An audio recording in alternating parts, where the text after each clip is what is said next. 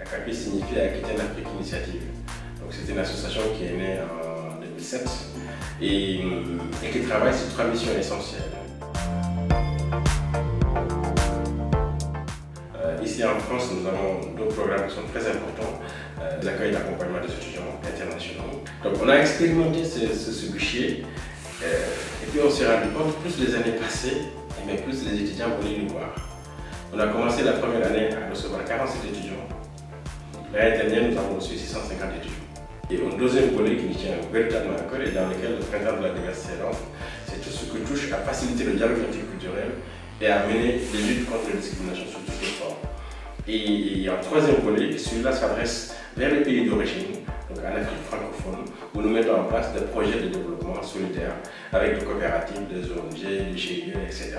Nous avons choisi comme cible en Afrique 3 secteurs d'activité: l'agriculture, la formation professionnelle et l'éducation de base. Et au niveau des cibles, des populations bénéficiaires, nous avons surtout choisi de travailler beaucoup plus avec les femmes et les jeunes. Toutes les actions que nous portons vers l'Afrique s'adressent en priorité à ces cibles-là. Mais bien sûr, ce n'est pas exclusif. Tout le monde bénéficie des retombées des projets qui sont mis en place par ACAPI. Donc depuis que l'association est née, nous avons mis en place 5 projets de développement.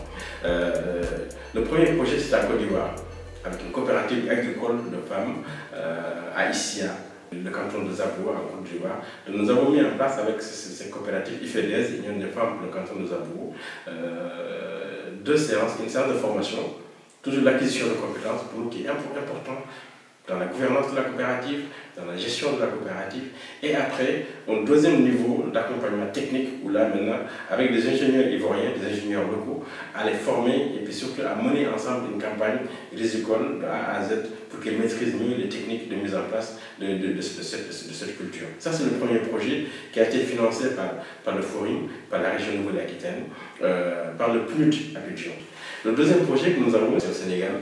Nous avons relevé une école maternelle à Saint-Louis. À Saint-Louis-Nord, une association parisienne avec laquelle nous travaillons, nous a sollicité en ce moment, parce qu'on était des amis, nous a dit voilà, nous accompagnons une école au Sénégal depuis un moment, mais nous avons atteint notre seuil, on n'arrive plus à poursuivre l'accompagnement. Et donc ce que nous voulons, c'est de voir avec ACAPI si on peut franchir ce palier. Parce qu'avant, ils envoyaient des fournitures scolaires, des choses comme ça.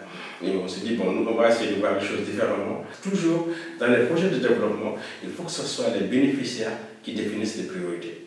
Et eux, ils nous ont dit, nos priorités à nous, c'est d'abord la réflexion de la grande salle d'accueil des enfants, parce que nous voulons vraiment sécuriser cet espace-là. Et bien donc, on s'est dit, ok, donc on va sur ça. Donc on a sécurisé cet espace, on a rénové entièrement, le plafond était en zinc, maintenant il y a un plafond en dur.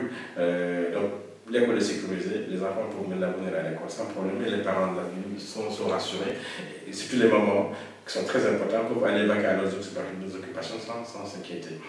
Après cette phase, on s'est dit, bon, il faut qu'on continue sur la deuxième phase, parce qu'il y avait 2 classes qui restaient, le bureau de la directrice, le mur d'enceinte. Et donc aujourd'hui, nous sommes en train de réfléchir sur cette deuxième phase de mise en place, donc, qui sera aussi réalisée, si tout va bien, courant 2019.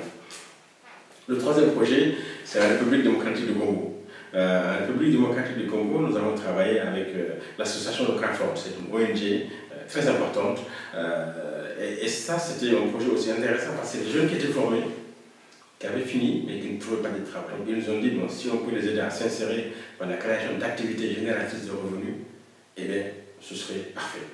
Okay. Donc on part sur une sélection de 30 jeunes, 15 filles, 15 garçons. Toujours la parité, pour nous c'est aussi un volet qui est très important. Et donc les aider à mettre en place sous forme de microcrédit leurs activités. Et sur la trentaine, il y a aujourd'hui 23 qui ont pérennisé leur activité, qui sont soit devenus des commerçants, soit des revendeurs de produits agricoles, soit des couturiers, etc.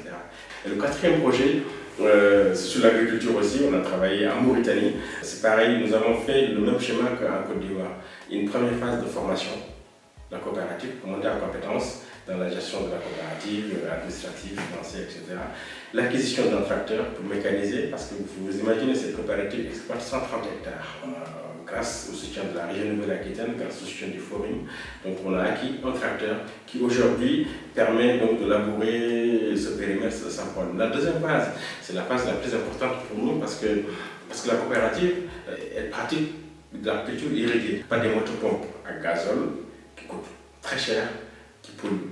Si je vous dis que pour une campagne, le gazole peut représenter jusqu'à 50 à 60% du coût d'une campagne agricole.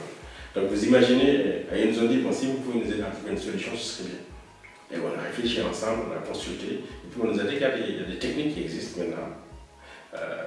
C'est cher à l'investissement, c'est de mettre en place des centrales solaires de pompage.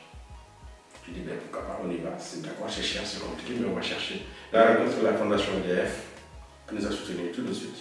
On n'avait pas d'expertise technique, donc on est parti chercher une ONG qui s'appelle Énergie sans frontières, dont la spécialisation c'était ça, donc elle nous a accompagnés techniquement à la mise en place. Et puis nous, on a assuré toute l'ingénierie de mise en place de projets, de recherche et de financement. La région Nouvelle-Aquitaine nous a suivis aussi sur ce projet. La Fondation Synergie Solaire nous a suivis sur ce projet. Et c'est comme ça qu'aujourd'hui, depuis un mois, le projet est réalisé. Une centrale solaire qui peut irriguer jusqu'à 60 hectares, qui a été mise en place. Et donc vous imaginez les économies que vont pouvoir faire ces agriculteurs-là avec cette nouvelle centrale solaire de pompage. Donc il y a des solutions qui existent. Et nous, ce que nous voulons, ce n'est pas mettre en place des micro-projets qui n'ont pas un impact réel pour les populations. Donc il faut que ce soit des projets qui impactent solidement et durablement la vie des bénéficiaires de nos projets.